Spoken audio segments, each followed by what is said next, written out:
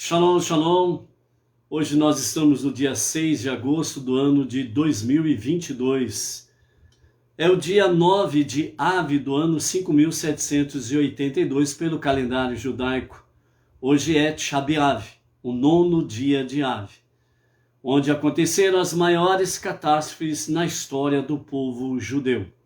E por isso, nós estamos aqui hoje, nesse Shabat, nos preparando aí para uma reflexão mais íntima, mais profunda, mais elevada, para que nós tenhamos realmente, juntamente com o nosso irmão mais velho, o povo judeu, sejamos aí de fato contristados com todo esse histórico. Então nós precisamos estar atentos realmente à história bíblica, à história contemporânea, que comprovam os fatos bíblicos. E é por isso que nós estamos hoje no Tisha B'Av, o 9º dia de Av, e também conhecido como o Shabbat Chazon, o Shabbat da visão. E nós vamos ver aí alguns aspectos referentes a esta questão. Por ser Shabbat, não há o jejum, então o jejum de Tisha B'Av vai começar às 17 horas e 47 minutos de hoje e vai até amanhã às 18 horas e 11 minutos. Um jejum explicitamente para o povo judeu, né? O povo não judeu faz em substituição ao jejum, faz tzedakah, doações para atos sociais, atos de justiça, ok? Então, nós vamos estar aí fazendo reflexões referente a estas questões para que nós possamos aí aprender um pouco dentro desse aspecto aqui, com referência a Tisha B'Av, a história bíblica, a história contemporânea, para estarmos aí focados. Hoje nós vamos aí enviar o nosso shalom ao Michael Alves Suzuki, de Porto Velho, Rondônia, a Ana Paula Correia, da cidade Serrana, interior de São Paulo, Pedro Reis Silva, de São Carlos, São Paulo, a Eliana Ferreira, de Nova Friburgo, Rio de Janeiro, o Claudemir Messias, de Goiânia, Goiás, a Jaqueline, né, que identifica-se como planta terapia, né, de Ipauçu, interior de São Paulo, aqui nas proximidades da nossa região de Bauru. A Regina Beneinor, Rio de Janeiro, a Nayara Oliveira, do Rio de Janeiro também, a Carla Maia, de Feira de Santana, Bahia, a Maria do Socorro Sales, Brasília, o Naldo Silva, o nosso querido emissário, lá em Governador Nunes Freire, no Maranhão, né? A ele, família e toda a comunidade ali, né? O nosso Shabbat Shalom. A Maria de Lourdes Neves Gripa, de Campinas, São Paulo, o Isaac José Sayeg, São Paulo, capital, o Carlos Barros, de Guarapuava, Pará, Elison Gomes, Belo Horizonte, Minas Gerais, o Lincoln David de Sales, também de BH, a Naninha Santos, Juiz de Fora, Minas Gerais, Quiron Santos, Ceilândia, Brasília, Reinaldo Novik, Rio de Janeiro, a Sônia Zilberberg, Rio de Janeiro, a Solange Santos, Salvador, Bahia. E hoje, né, a nossa aniversariante vem lá de Curitiba, Paraná, que é a Edeth Swinden, né? Então, a Edeth Swinden e família, né? Nosso Mazal Tov, com muitas bênçãos, proteção, saúde, sucesso, né? Que o Eterno abençoe com todas as boas sortes de bênção a ti, juntamente com seus queridos, e que sejam aí agraciados sempre pelo favor divino. Então, a Edeth Swinden, o nosso Mazal Tov, muitas felicidades com as bênçãos de Hashem, ok? Baruch Hashem. hoje nós temos aí, né, amados, a nossa, apesar de ser Tisha B'Av, né, a Parashat Devarim, ela é sempre lida no Shabat de Tisha B'Av. E o jejum, como é para amanhã, né, então amanhã, a partir de hoje para amanhã, né, a partir das 17 horas e 47 minutos, que começa lá o jejum de Tisha B'Av para os judeus, ok? Então, amanhã, né, a partir desse horário, 17 horas e 47 minutos, né, então em todo mundo judaico não é estudado a Torá, porque a Torá, como ela traz alegria, então não há estudo da Torá, até amanhã às 18 horas e 11 minutos, né? Então, justamente por isso, amanhã nós não estaremos fazendo, né, a Parashat Va'etchanan, e nós estaremos fazendo, entre outras coisas, vendo a questão pertinente, né, às tragédias deste dia.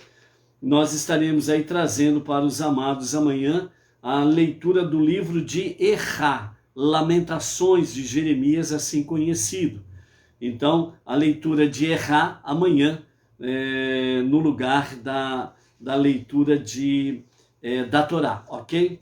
E nós vamos concluir a nossa Parashat Devarim de hoje, né, com algumas coisas pertinentes a Tisha B'Av, e também a palavra do nosso Rebbe nos falando sobre a questão do autossacrifício, simbolizado pelas duas tribos, né, de Reuven e Gad, que estarão à frente na batalha para a conquista da terra prometida, ok? Temos aí algumas coisas também para podermos falar sobre Isaías, né, capítulo 1, verso 1 a 27, que tem conexão direta com a nosso Tisha B'Av, ok? Então vamos iniciar aí com a palavra do nosso Rebbe, que nos fala assim, entre de cabeça erguida, né?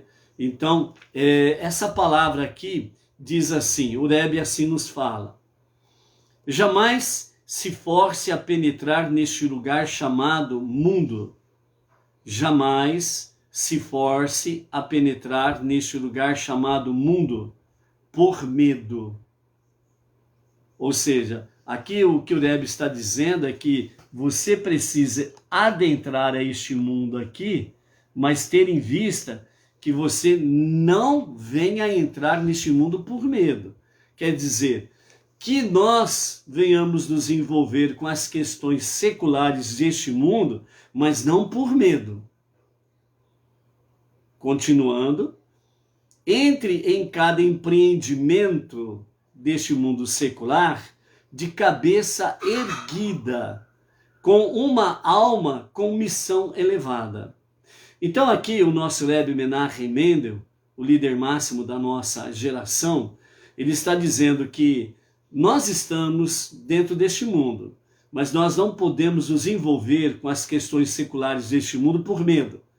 Por medo, as pessoas fazem aquilo que o sistema está exigindo, o que as pessoas mais fortes estão determinando.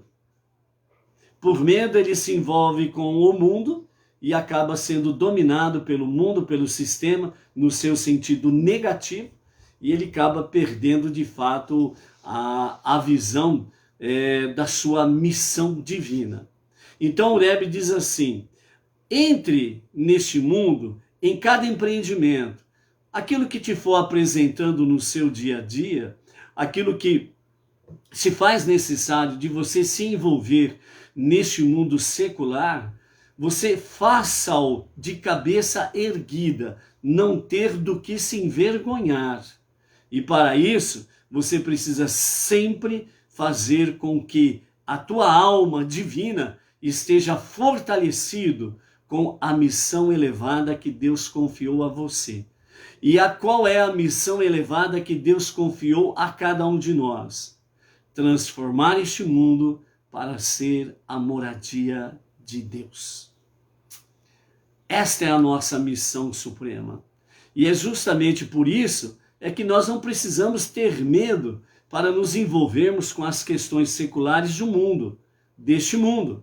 Muito pelo contrário, de cabeça erguida, não tendo do que se envergonhar o que você é. E o que você é? Eu sou um Benenor. A minha fé é no único Deus, no único Criador, no único Salvador. A minha fé é monoteísta com fundamento judaico e orientação rabínica. Pronto, ponto. E eu não tenho do que me envergonhar. Ponto. Não tenha medo de ser o que você é, o que Deus te chamou para ser. Um representante de Deus, um embaixador de Deus, para transformar este mundo para ser a moradia de Deus. Ah, mas esse mundo é muito complicado. Baruch Hashem que é complicado.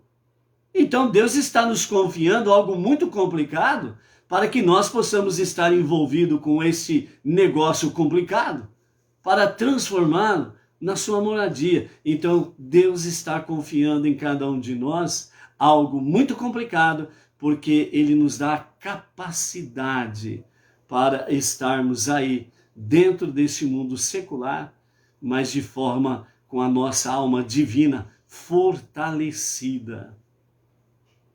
Ah, mas tem muitos conflitos, porque Deus ele te capacita com força, com ousadia. Ah, mas esse mundo aí tá cheio de escuridão, tem muita coisa atravessada, esquisita, tenebrosa. Deus ele te enche de luz para clarear a escuridão, fazer a escuridão brilhar e o mal fugir de você.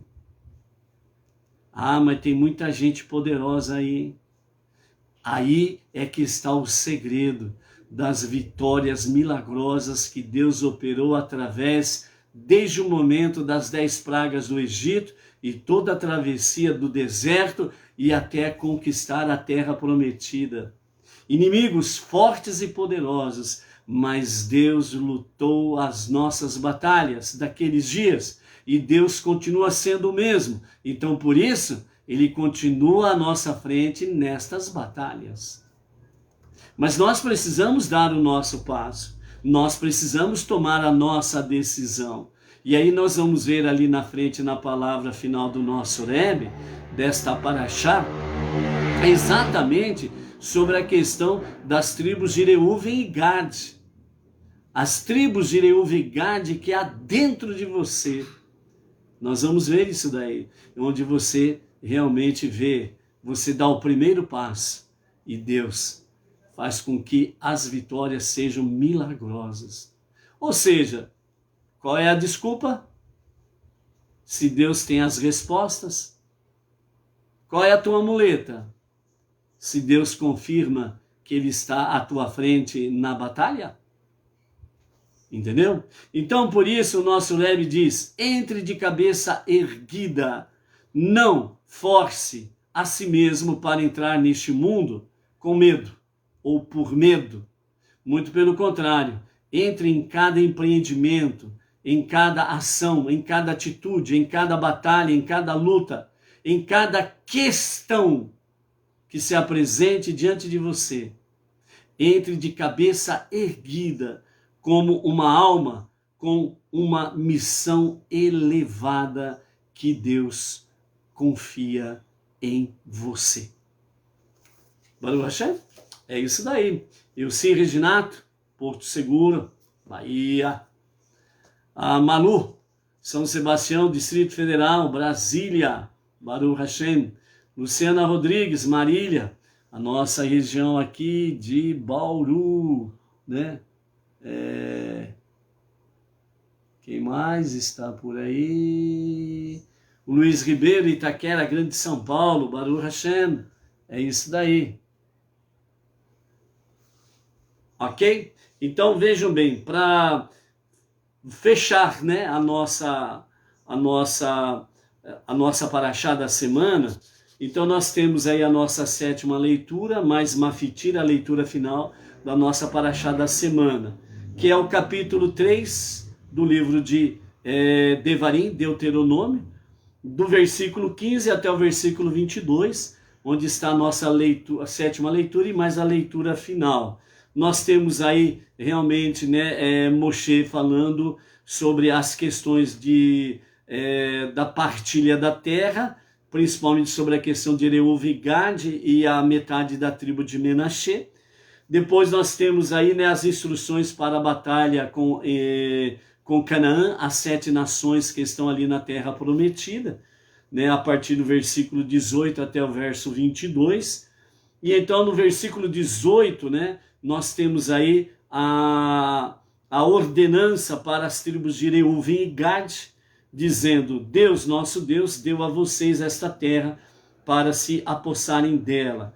Quando Israel sair para a batalha, aqueles dentre vocês que estão no exército deverão atravessar a terra armados, à frente de seus irmãos, os filhos de Israel, pois vocês são as tribos mais fortes. Somente suas esposas, seus filhos pequenos e seu gado, pois eu sei que vocês têm muito gado, devem ficar em suas cidades, até Deus estabelecer seus irmãos da mesma forma que vocês. Então eles também dominarão a terra que Deus, seu Deus, está lhes dando, do outro lado do Iarden, Jordão.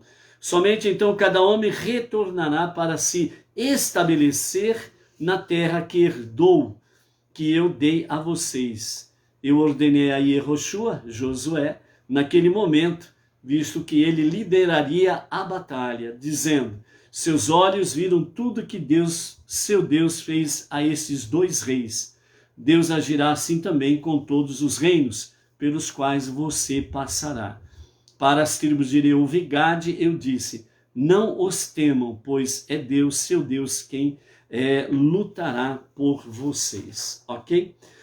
Rashi explicando principalmente a questão do versículo 18 aqui, né, em que fala sobre a tribo de Reuven e Gade estar à frente do povo nesta batalha para a conquista da terra prometida.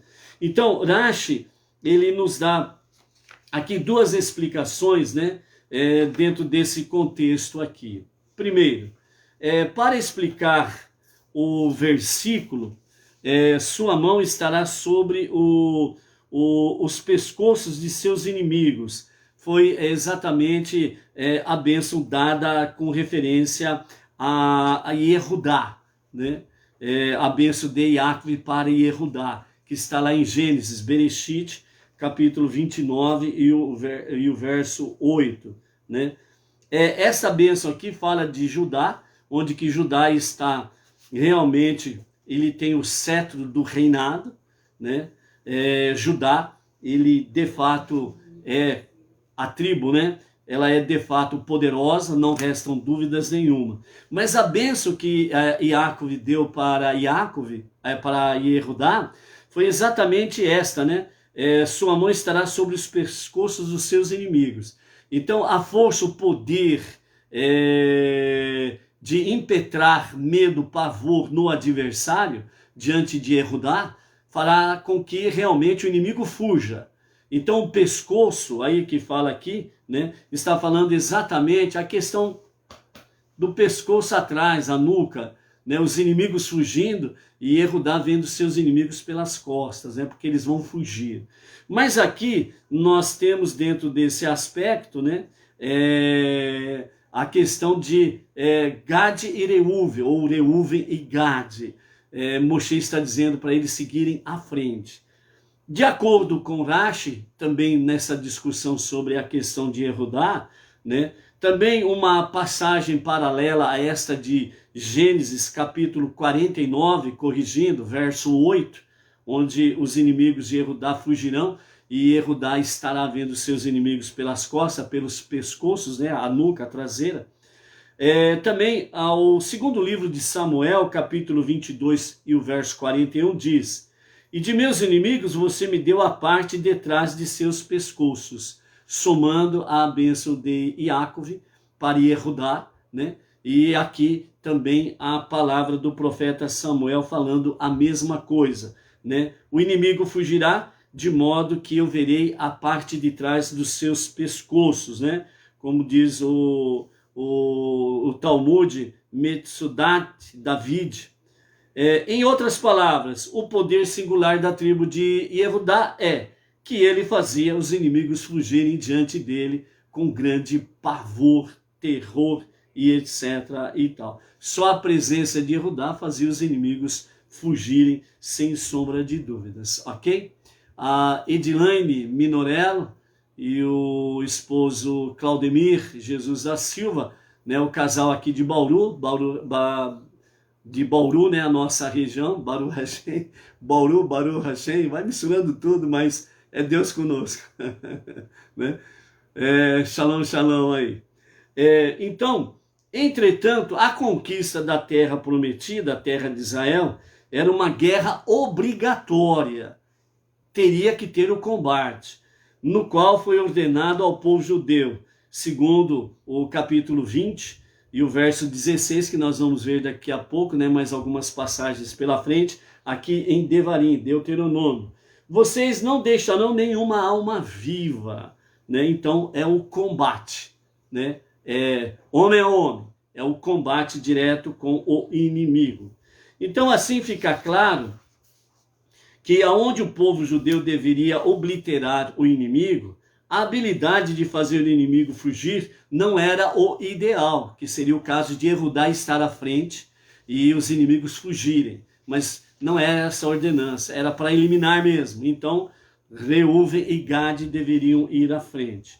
Então, Rashi, né, continua dizendo que as tribos de Reuven e Gade foram escolhidas porque os inimigos cairiam diante delas, né? Como afirma exatamente, ele arrancará um braço de seu inimigo com um golpe juntamente com a cabeça. E eles eram eficientes em aniquilar o inimigo, né? Então, quando Moshe fala para as duas tribos ir à frente, exatamente por causa da destreza deles rapidamente eliminarem o inimigo, entendeu? Então, por isso fala que com um golpe só, né, a tribo de Reuven e Gade, num golpe só, eles faziam com que realmente o inimigo caísse morto por terra, certo? Então essa é a primeira questão que Rashi comenta sobre as duas tribos irem à frente. A segunda questão que Rashi traz para nós é que Moshe, ele até então, ele sempre esteve à frente de todas as batalhas do povo israelita, do povo judeu, da saída, tanto nos dias das 10 pragas no Egito, a saída e até esse ponto para tomar posse da terra prometida. Porém, Moshe não foi autorizado a entrar na terra prometida.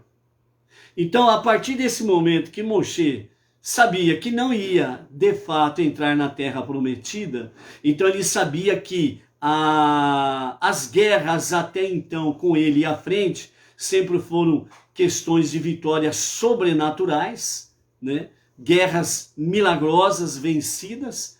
Então ele sabia agora que de fato a batalha ela seria realmente homem a homem. E então precisava não de Yehudá à frente para fazer fugir os inimigos, mas precisava realmente de Reuven e Gad estar à frente para que rapidamente pudessem eliminar o inimigo e o povo realmente fosse entrando na terra prometida e conquistando a terra prometida dentro de uma ordem natural. Então, por isso que essa guerra ela é chamada de guerra natural, né? Segundo os padrões naturais de um combate, ok?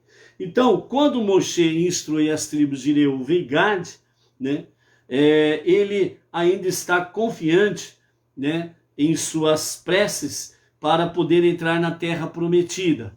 Lá atrás, quando nós vimos na questão da Parashá Matot, né? Na Parashá Matot, Moisés ele tinha a esperança viva de que ele iria entrar na terra prometida. Ele não tinha ainda desistido de entrar na terra prometida. Então, ele tinha aquela convicção que ainda ele conseguiria, por assim dizer, né? Ele conseguiria dobrar Deus, né?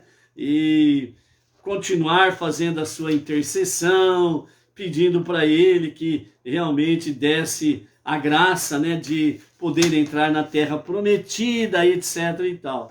Mas aí, né, nesse sentido aí, na Parashá Matot,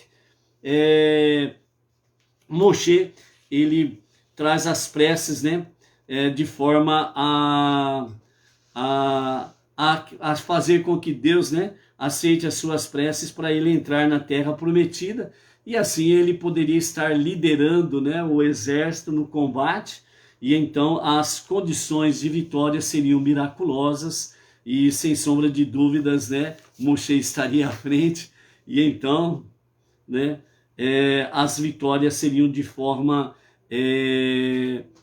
sobrenatural e avassaladoras, né? Seria bem rápida o combate em si, por assim dizer, ok? Então é dentro desse aspecto aí, ok? Então ele instrui as tribos de Reuve e Gad e simplesmente estarem na liderança dos exércitos invasores. Sua presença era primeiramente simbólica, visto que sua força para lutar uma guerra dentro da ordem natural não seria realmente necessária sob a liderança miraculosa, de Moshe, certo? Então Moshe, ele ainda estava dentro desse sentido aí, com esperança de poder liderar o povo de Israel, e assim a vitória seria de forma sobrenatural, ok? Então, entretanto, ao falar em nossa Parashá Devarim, né, Moshe já sabia que suas preces para entrar na terra não tinham sido aceitas, né? Então, ele tinha consciência de que a conquista teria de ocorrer dentro de uma ordem natural.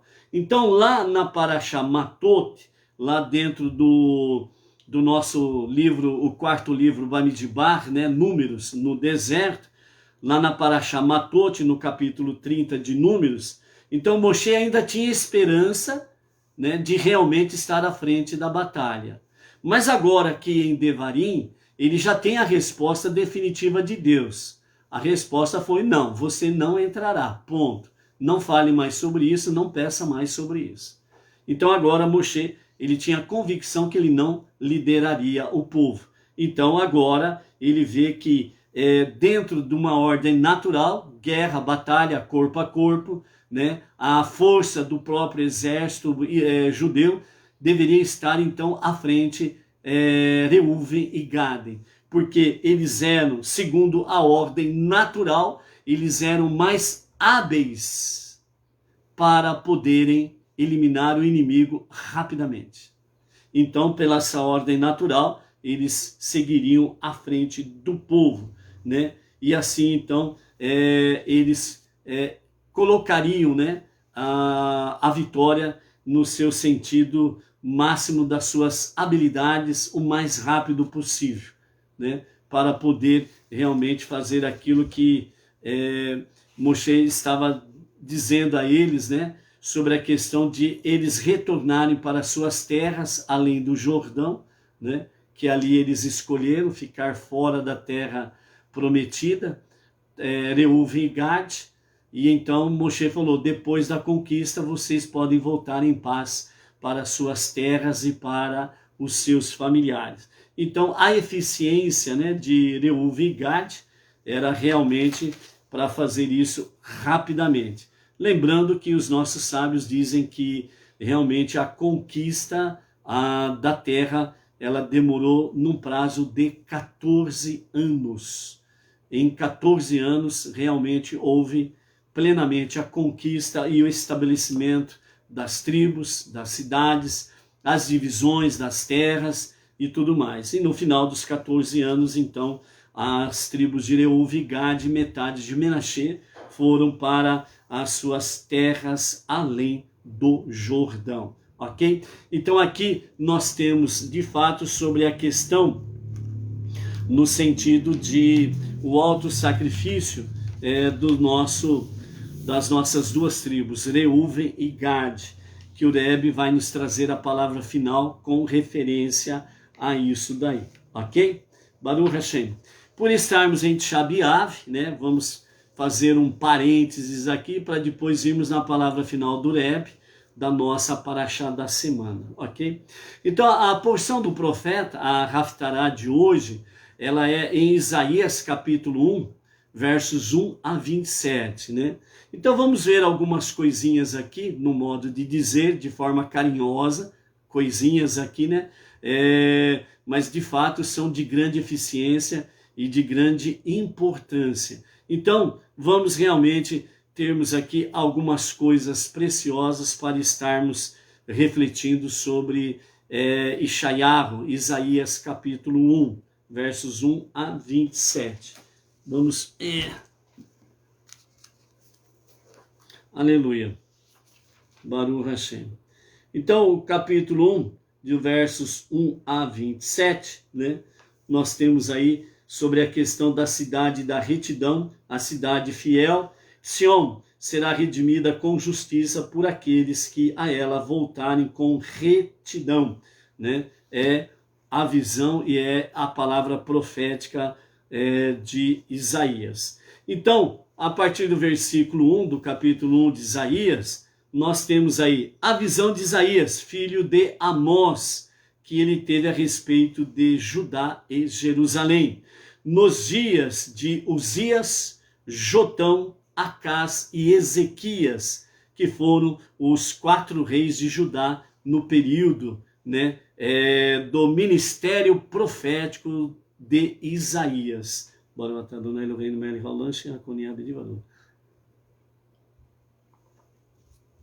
Então a visão de Isaías, filho de Amós, assim diz o Rabino Levi, temos uma tradição de nossos antepassados de que Amós e Amazias, rei de Judá, eram irmãos, né?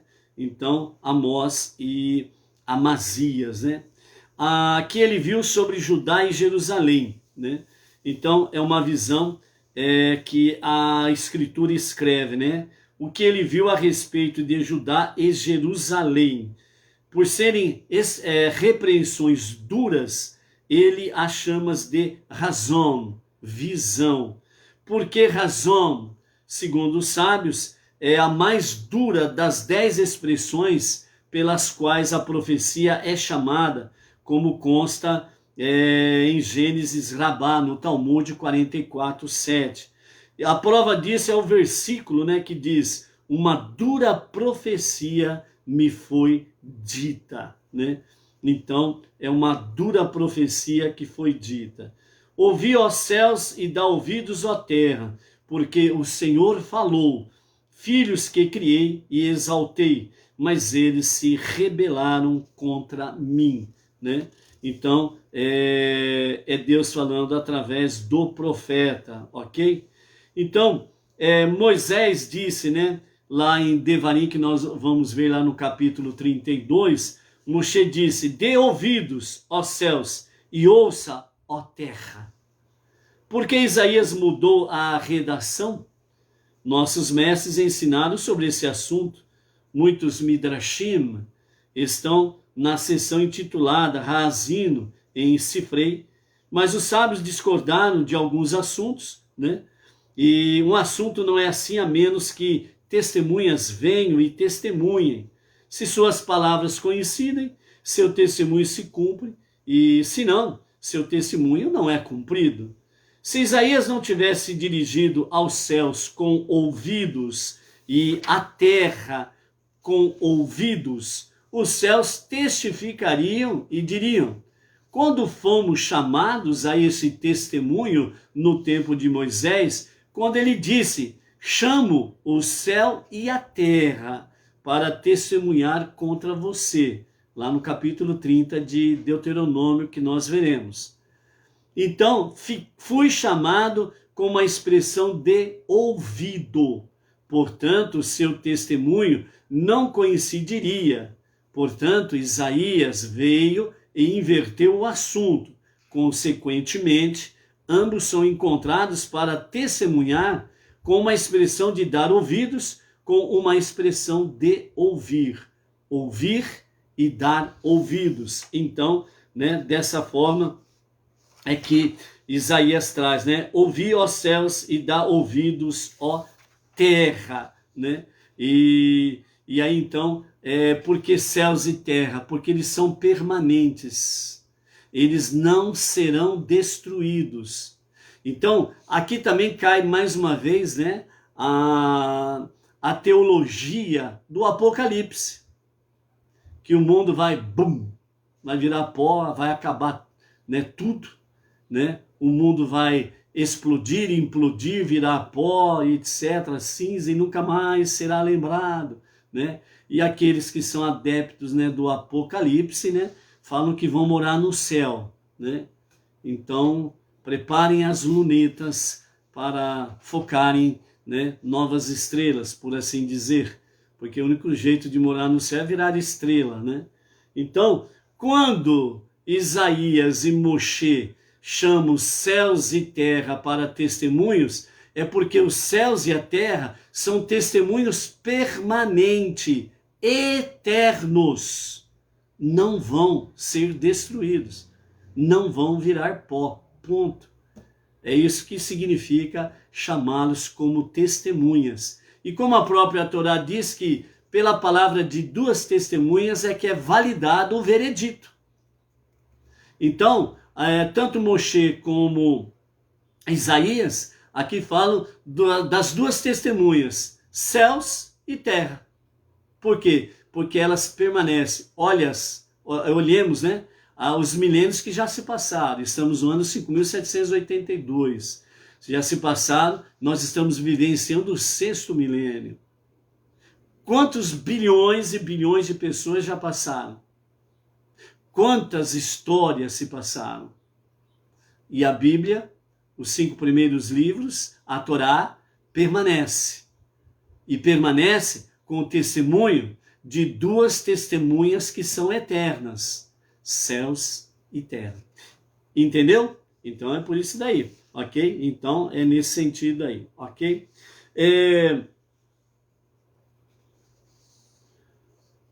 O verso 4 diz assim, né? Ai de uma nação pecadora, um povo carregado de iniquidade, semente malfeitora, filhos corruptos. Eles abandonaram o Senhor e provocaram o Santo de Israel. Eles recuaram. Ai, cada instância nas Escrituras é uma expressão de reclamação e lamento. Como uma pessoa que suspira de seu coração e clama. Ai. Então esse versículo 4 diz isso. Ai, de uma nação pecadora. Então existe, no entanto, vários que são uma expressão de um clamor. A voz vocativa, por exemplo, fuja da terra do norte, como diz lá em Zacarias 2:10, que o Targum, ele traduz, né, uma expressão de anúncio, né? Então, é nesse sentido aqui que fala Zacarias, ok? Então, há uma razão, né, para chorar sobre uma nação santa que se tornou uma nação pecadora. E um povo referido pela expressão, porque você é um povo santo, conforme diz Deuteronômio 7:6, se transformou em um povo com iniquidade. Como você se tornou em iniquidade, sendo que tu eras um povo santo? Então, um povo pesado de iniquidade, diz o versículo, né? O peso de iniquidade.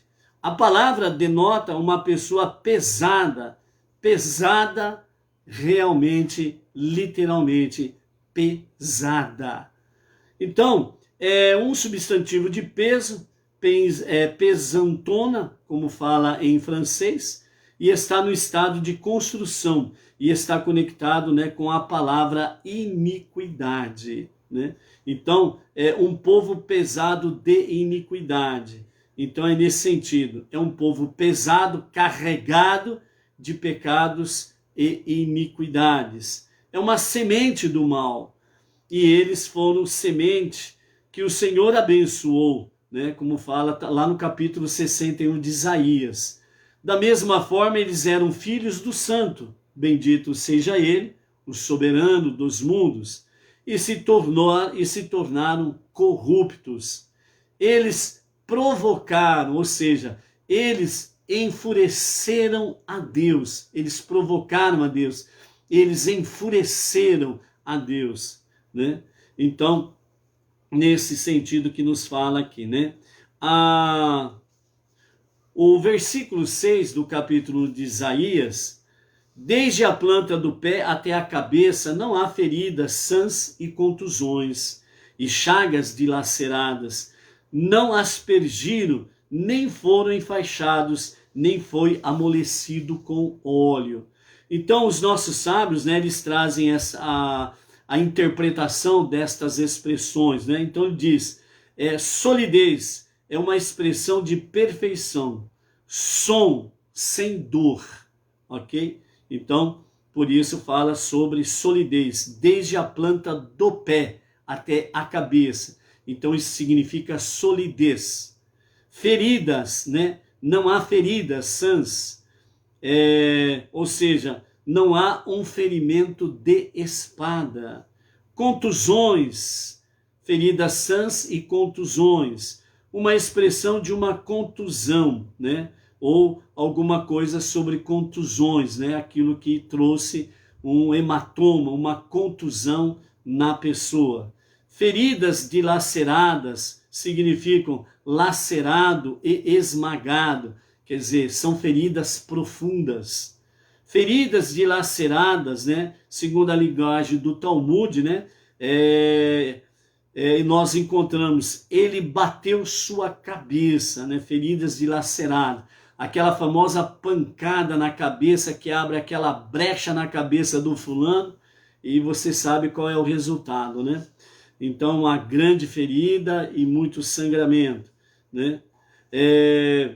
Eles não foram borrifados, essas lesões não foram polvilhadas como com pós medicinais pelos médicos. Esta é uma expressão de, como diz lá em Jó, né, capítulo 18, verso 15, enxofre será aspergido em sua habitação, né? Os nossos sábios explicam que isso é uma expressão de cura, como também Jeremias fala sobre a questão, né?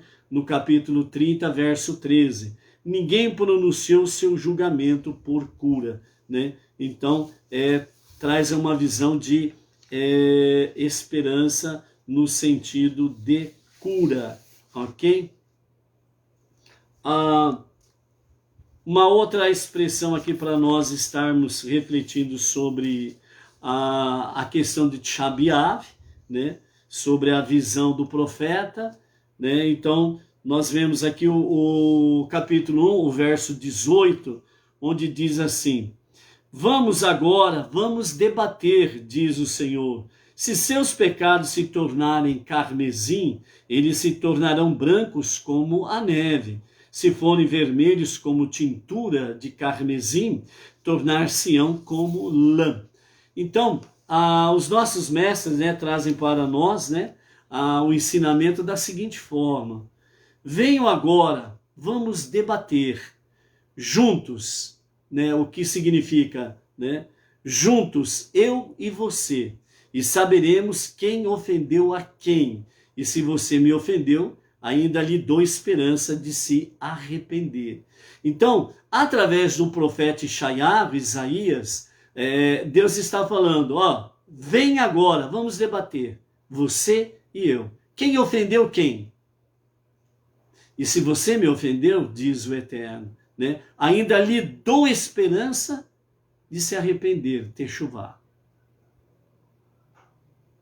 Então, na mensagem mais profunda, vem agora, vamos debater, Deus, ele sabe muito bem que o ser humano, ele bobeou, ele está sempre ofendendo a Deus. Deus, ele não ofende ninguém, ponto. Então, já, né, os sábios dizem, né, Deus ainda diz assim, se você me ofendeu, ainda lhe dou esperança de se arrepender. Ainda Deus, ele te dá o argumento, né, ou melhor dizendo, ele ainda te dá o livre arbítrio, né, de você poder, entre aspas, né, no bom sentido, discutir com Deus. Vem agora, Vamos debater, vamos sentar aqui, vamos conversar. É isso que Deus está dizendo aqui.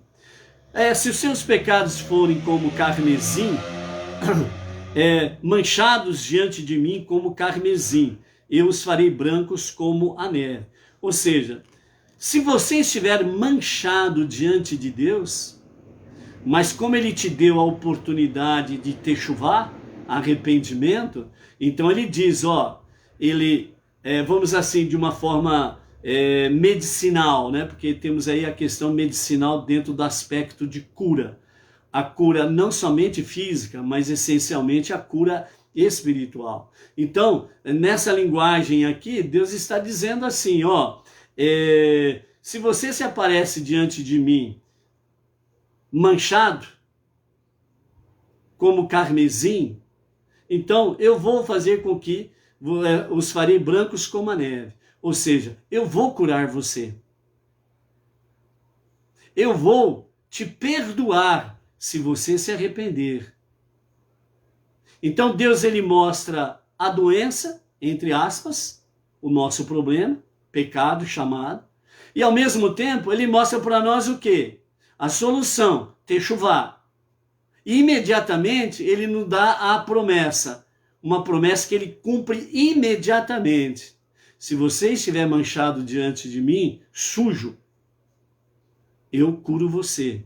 Eu faço com que você se torne limpo, assim como a branca lã. Ponto. Acabou. A techuvá é o remédio para a nossa doença. Diz o Senhor, na continuidade do próprio verso 18, né? Vamos debater, diz o Senhor. O verbo está na forma futura para denotar que ele sempre diz isso para você. Como está registrado lá em Números, capítulo 9, verso 20, pela palavra do Senhor sempre diz, pela palavra do Senhor eles acampariam também um futuro formato, né? Então sempre Deus está falando do presente no futuro, o futuro no presente. Então o futuro e o presente, eles não estão deslocados, separados. O teu presente é o teu futuro é o teu presente. Você escreve o teu futuro no presente e você vive o teu futuro no presente, porque o teu presente está no futuro. Entendeu? Deus é maravilhoso, não é verdade? Né? Você precisa dar uma parada para, opa, que negócio é esse, não é verdade? Mas Deus é assim. Ele nos leva para o futuro, traz de volta no presente. Ele faz nos lembrar do passado, para que possamos voltar ao passado, para vermos os erros, corrigirmos e podermos viver o futuro no presente, para que o presente no futuro se torne real agora. Por isso, esperar, ansiar, desejar a revelação do justo e verdadeiro Mashiach, futuro, é para viver no presente agora. Então, a revelação de Mashiach, nós precisamos viver esse futuro agora, como se ele se revelasse exatamente nesse momento, agora mesmo. Amém, vem amém. Isto é viver o futuro no presente. Entendeu? Oh, maravilha! Então, outra explicação vem agora, vamos debater. O que está escrito acima disso? Deixai de fazer o mal, aprenda a fazer o bem. E depois que você voltar para mim, vem agora. E vamos debater juntos para me notificar. Se seus pecados se tornarem como carmesim, eles se tornarão brancos como a neve. Como, de fato, o nosso Deus é, o Pai das misericórdias. Assim como também, com referência a como corante carmesim, né? Tinta com a qual tingem os tecidos de vermelho, são grãos, cada um com um verme dentro, né?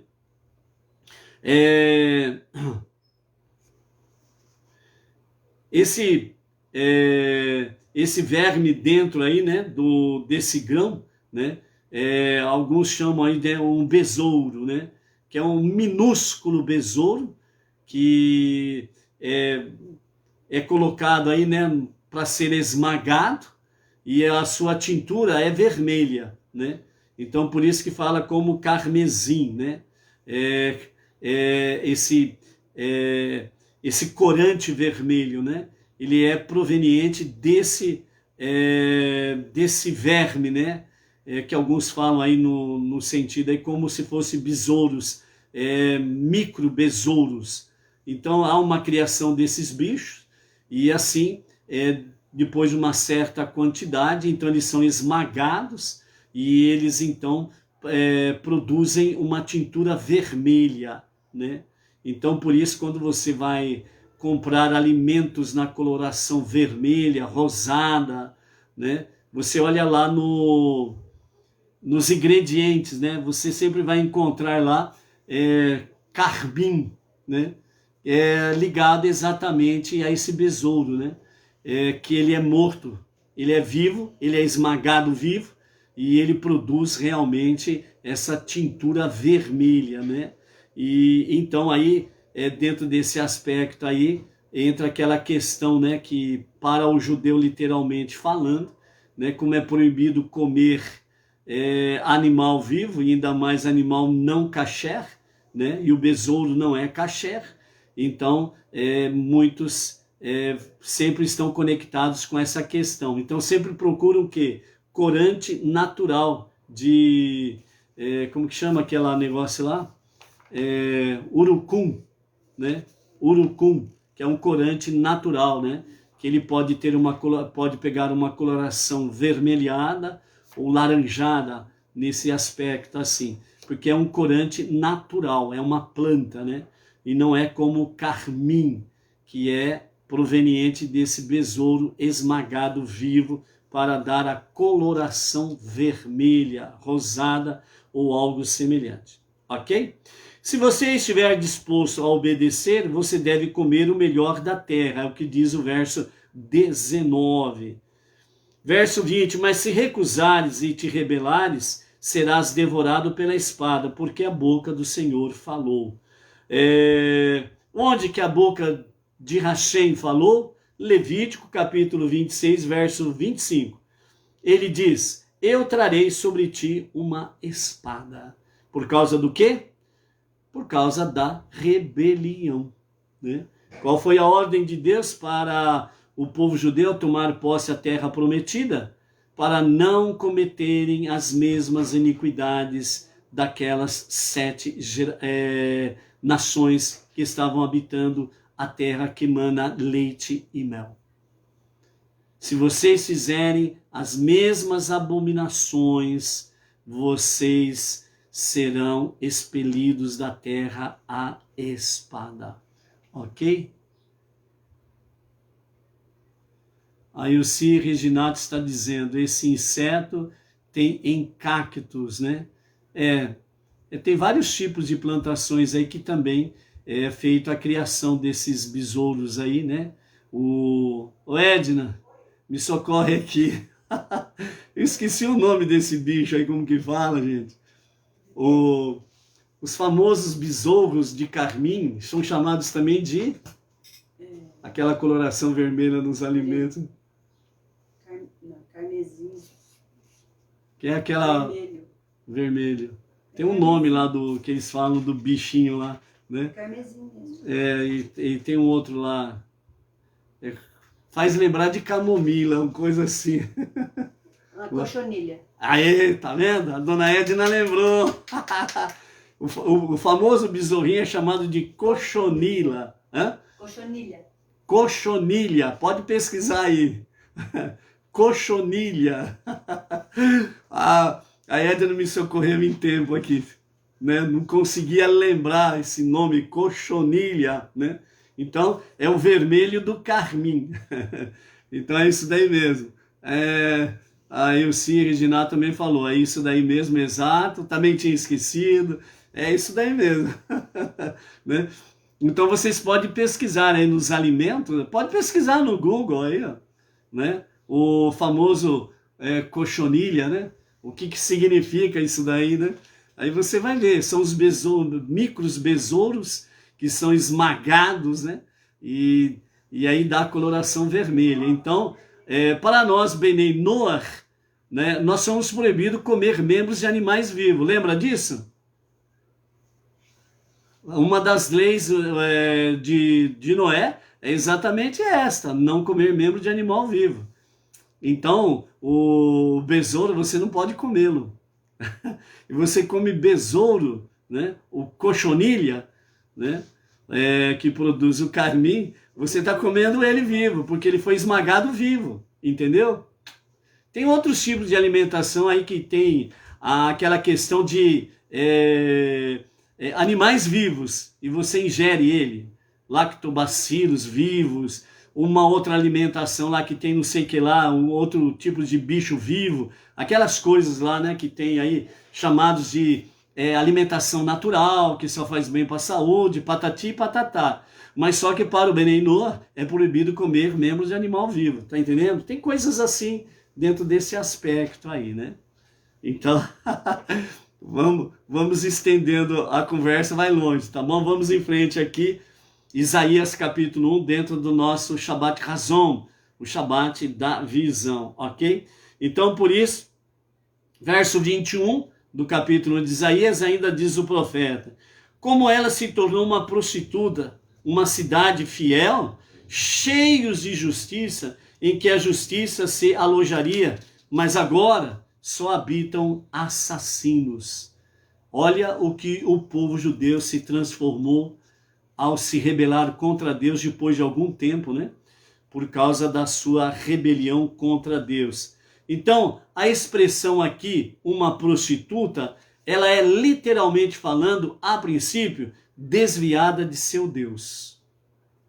Toda pessoa desviada do único Deus, do monoteísmo com fundamento judaico, orientação rabínica, toda pessoa que se desvia do único Deus, do único Criador, do único Salvador, e vai por veredas tortuosas atrás da idolatria e companhia limitada, espiritualmente falando, são prostitutas desviadas de seu Deus, o único Criador, o único Salvador.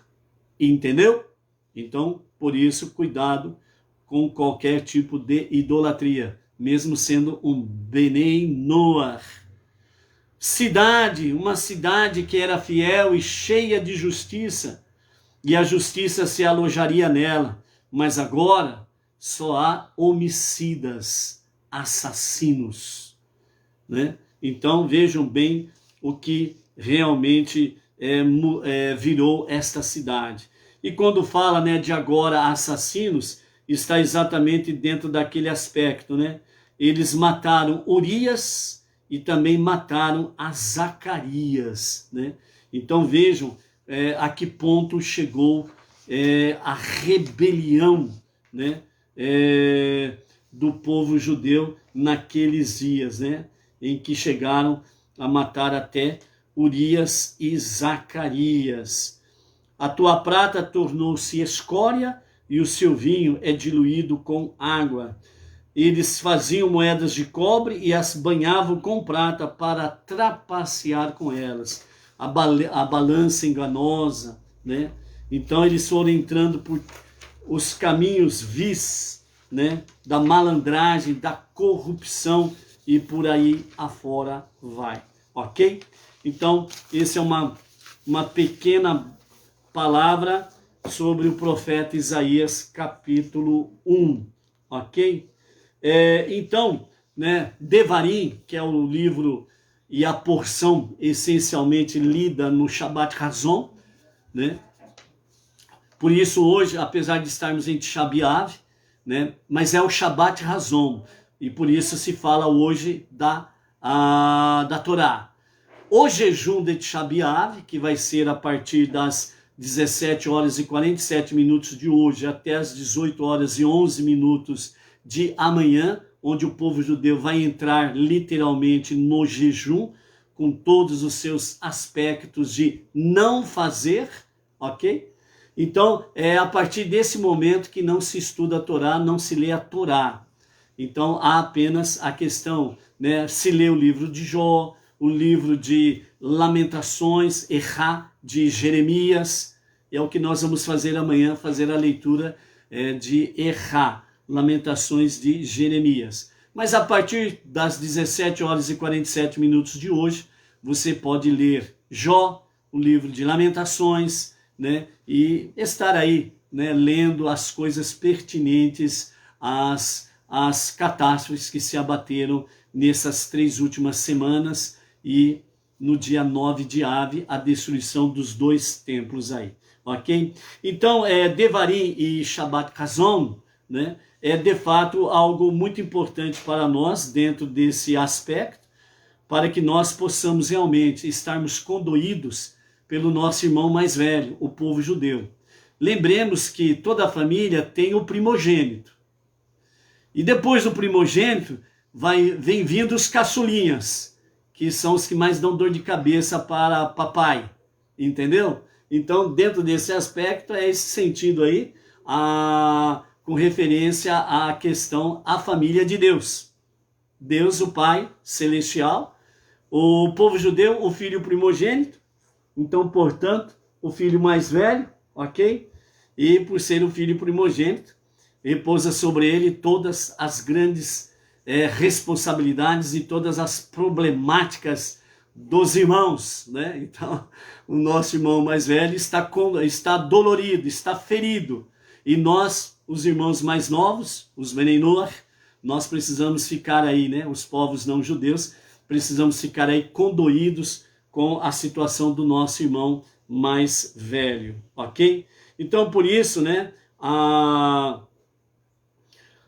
dentro desse aspecto aqui de Devarim, Deuteronômio e o Shabat da visão, é onde nós estamos aí realmente verificando essas questões dos 9 dias do mês de Ave e a visão do profeta Ishaiahu com relação a Jerusalém e Judá, e a visão do terceiro templo, que os nossos sábios trazem para nós, que é a visão do profeta.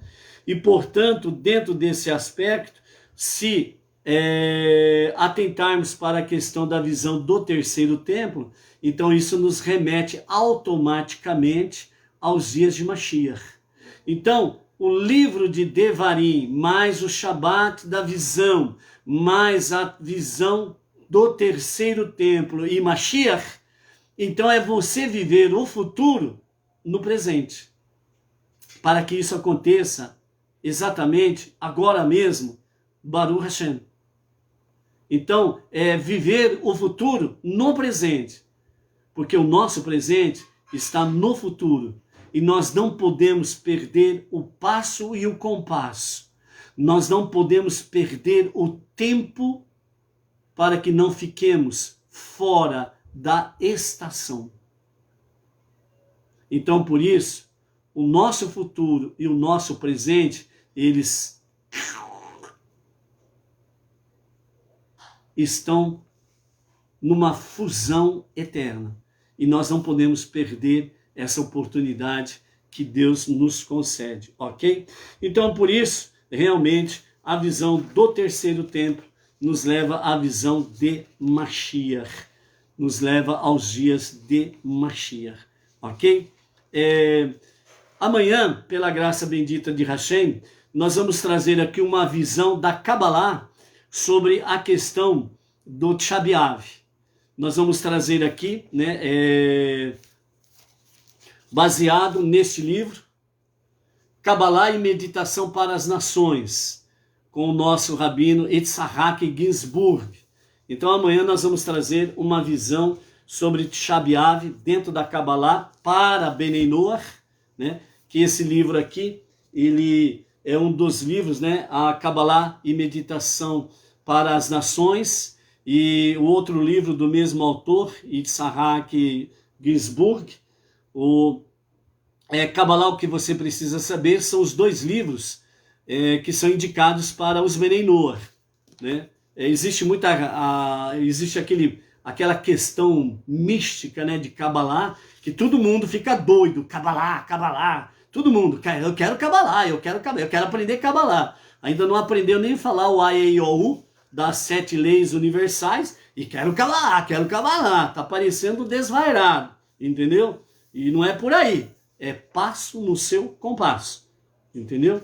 Então é dentro desse sentido aí. Então esse livro aqui, nós temos aí o prefácio para a edição brasileira, ele é feito pelo nosso rabino Yaakov Gerenstadt, né? A nossa liderança no Brasil e algumas comunidades fora do Brasil.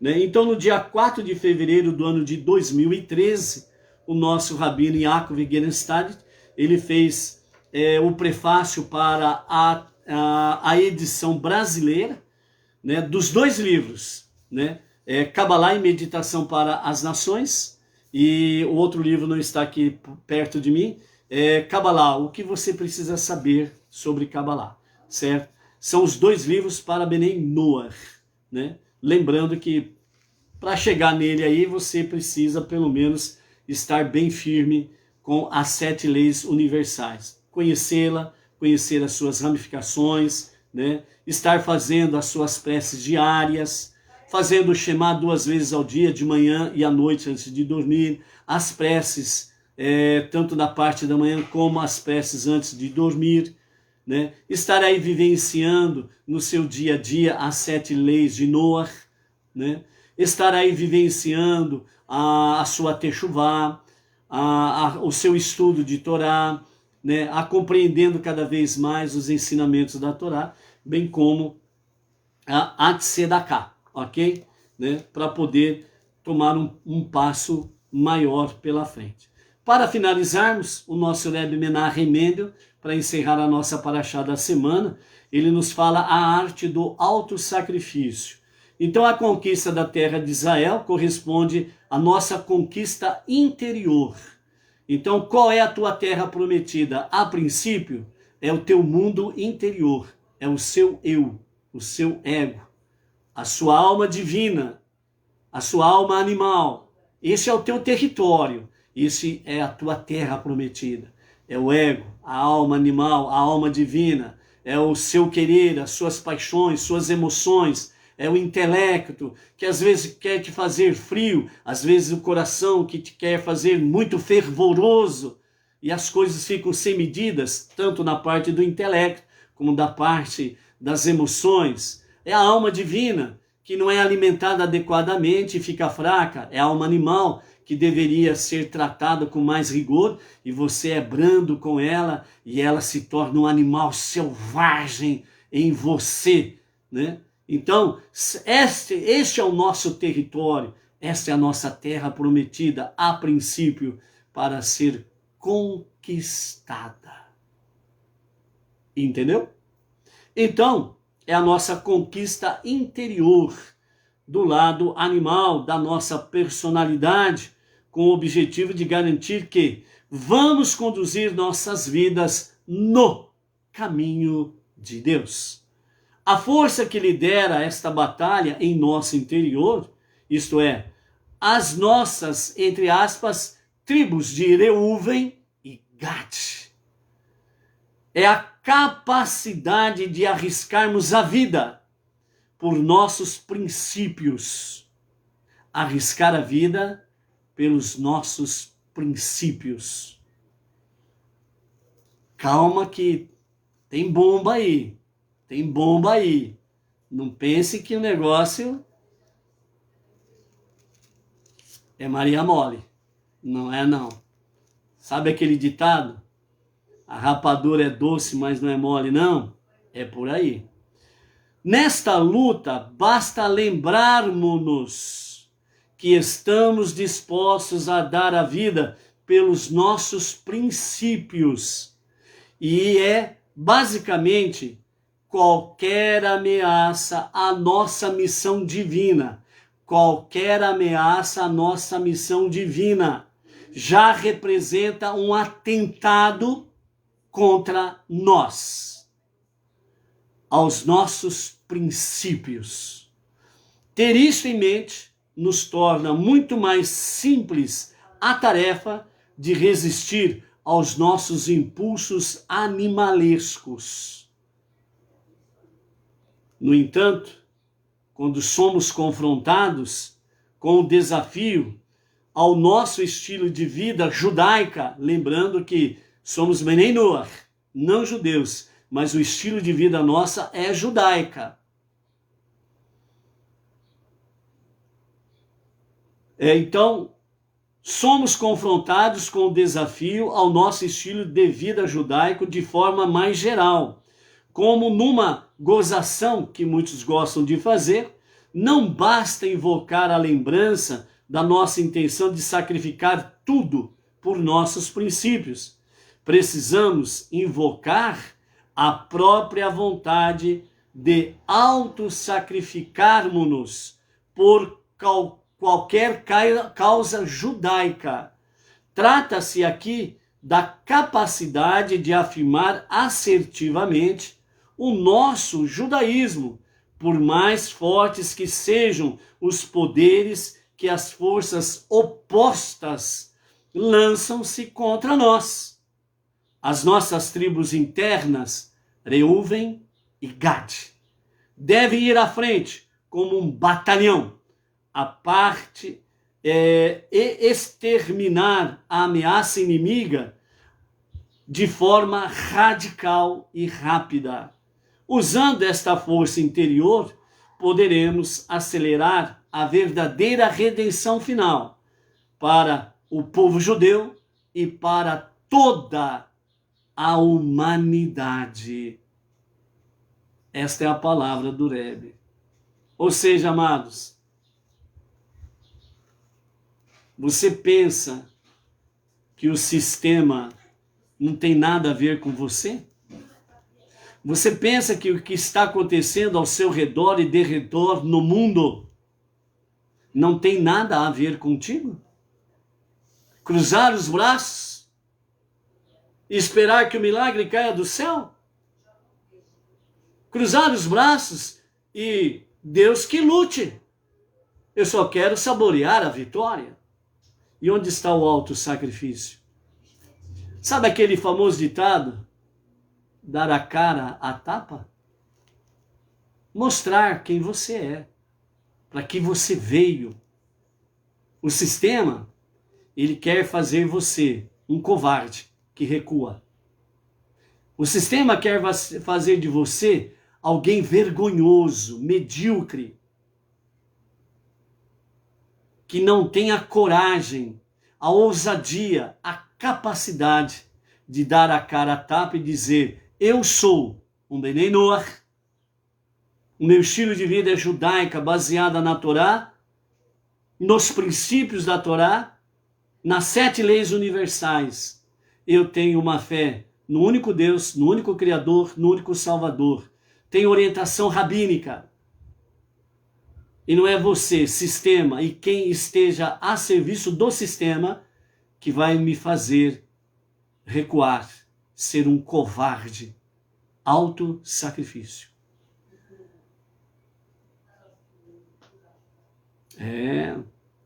O que você acha que nós estamos passando nesses 2 anos e meio último? O sistema sabe que os seus dias estão contados. Mashiach está aí. Já se ouve os passos de Mashiach. O sistema e aqueles que estão a serviço dele, os seus perversos, sabem que pouco tempo lhe resta. Então, por isso, é inadmissível alguém que se diz Benei Noach e apoiar um sistema totalmente contrário a Deus, ao povo judeu, à fé monoteísta, que nós sabemos muito bem o que o lado esquerdo representa: severidade e as coisas negativas. É inadmissível que alguém defenda alguém que diz que vai fazer de você um escravo, declaradamente, e você ainda diz que apoia o tal personagem para governar o seu país. E por outro lado, temos sim uma pessoa que não é perfeita. Afinal de contas, eu não estou procurando marido. Você está procurando marido? Perfeito? Só Deus é perfeito. mas uma pessoa que dá liberdade de você expressar quem você é. Olha o que está acontecendo ao redor do nosso país, ao mundo, onde os sistemas, eles são contra tudo que se refere ao único Deus. E você vem e me diz que há um Benei Noach e que apoia um sistema desse que fala de escravizar, não te dar liberdade de expressão. É inadmissível isso. É inadmissível isso. Reflita. O autossacrifício, a arte do autossacrifício, diz o nosso Rebbe. Sim, nós precisamos realmente estarmos dispostos a defender o que somos, quem somos, para a missão que nós fomos convocados por Deus para cumprir nesta última hora.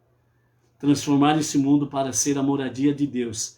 E o outro lado não quer isto em hipótese nenhuma. Faça a sua reflexão, tire suas conclusões e arque com as consequências da sua decisão. Se ela for boa, você sabe o que vem. Se ela for ruim, você também sabe o que vem na sequência. Tem certo país aí que já não tem nem mais cão e nem mais gato, porque o povo comeu tudo. Tem outro povo aí que já está cercando o caminhão de lixo para pegar restos de comida no caminhão de lixo.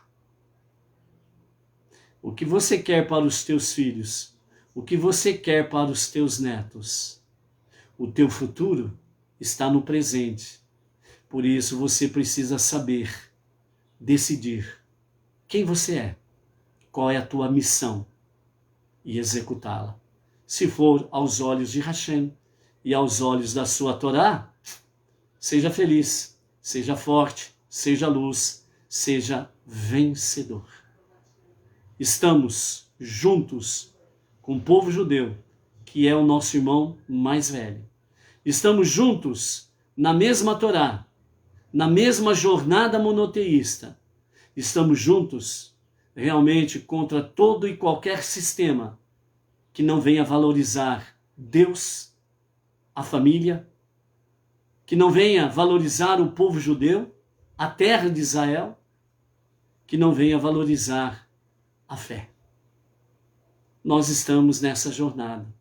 E por isso diz o nosso Rebbe Menachem Mendel, a luz que há em ti faça a escuridão brilhar, que a tua alma divina faça a alma animal brilhar.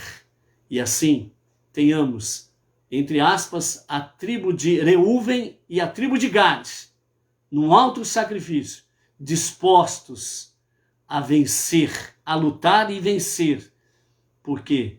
Porque Deus confiou a cada um de nós uma missão preciosa para que, brevemente, em nossos dias, através das nossas ações, possamos rapidamente abreviar os tempos para a revelação do justo e o verdadeiro Mashiach, que seja para os nossos dias e que seja para agora mesmo. Amém. Amém. Amanhã tem mais. Shalom. Até lá.